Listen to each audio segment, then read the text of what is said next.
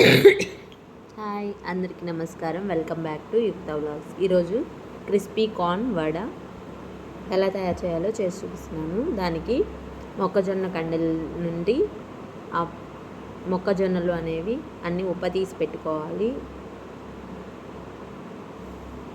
ఇలాగా విడివిడిగా చేసి పెట్టుకోండి. ఇప్పుడు 2 పచ్చిమిరపకాయలు తీసుకొని ఆ కార్న్ అంతటిని మిక్సీలో పట్టుకొని ఇలా కోర్స్గా గ్రైండ్ చేసి పెట్టుకోవాలి. మిక్సీలో కచ్చాపచ్చాగా అన్నట్టు.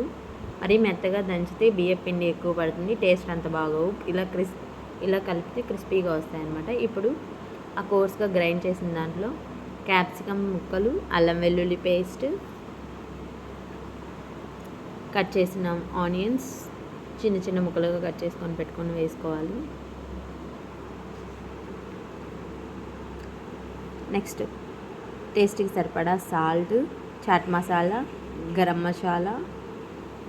ఇవి chaat masala 1/2 tablespoon, garam masala 1/2 tablespoon, పావు టేబుల్ స్పూన్ గరం మసాలా సరిపోతుంది. వాము టేస్ట్కి బాగుంటుందని.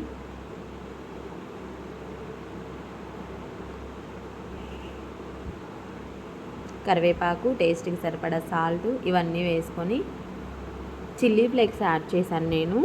మీరు కావాలంటే కారం యాడ్ చేసుకోవచ్చు.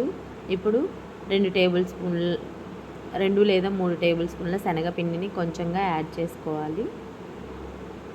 ఇప్పుడు బియ్యం పిండిని మనం పిండి కన్సిస్టెన్సీని బట్టి బియ్యం పిండిని ఎక్కువ యాడ్ చేసుకోవాలన్నమాట.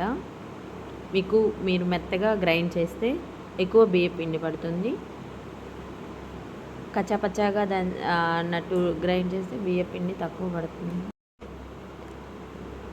ఇలా ఈ కన్సిస్టెన్సీలో పిండి కలుపుకోవాలి. కొంచెం జోరుగా అనిపిస్తే బియ్యం పిండి ఇంకొంచెం యాడ్ చేసుకోండి. ఇప్పుడు కొత్తిమీర, కరివేపాకు కొంచెం యాడ్ చేసాము, 2 రెమ్మలు.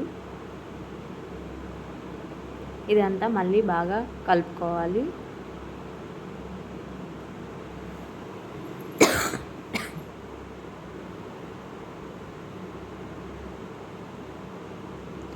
ఇప్పుడు చిన్న చిన్న బాల్స్లా చేసుకొని వడల్లాగా బాగా కలుపుకోవాలి. ఇలా బాల్స్లా చేసుకొని వడలు ఏ మాదిరిగా చేస్తారో అలా ఆయిల్లో వేసుకోవాలి. చూసారా? ఇవి కొంచెం లో టు మీడియం ఫ్లేమ్లో పెట్టుకొని ఫ్రై చేసుకోండి, లేదంటే వెంటనే రెడ్గా వచ్చి లోపల ఉడకదనమాట.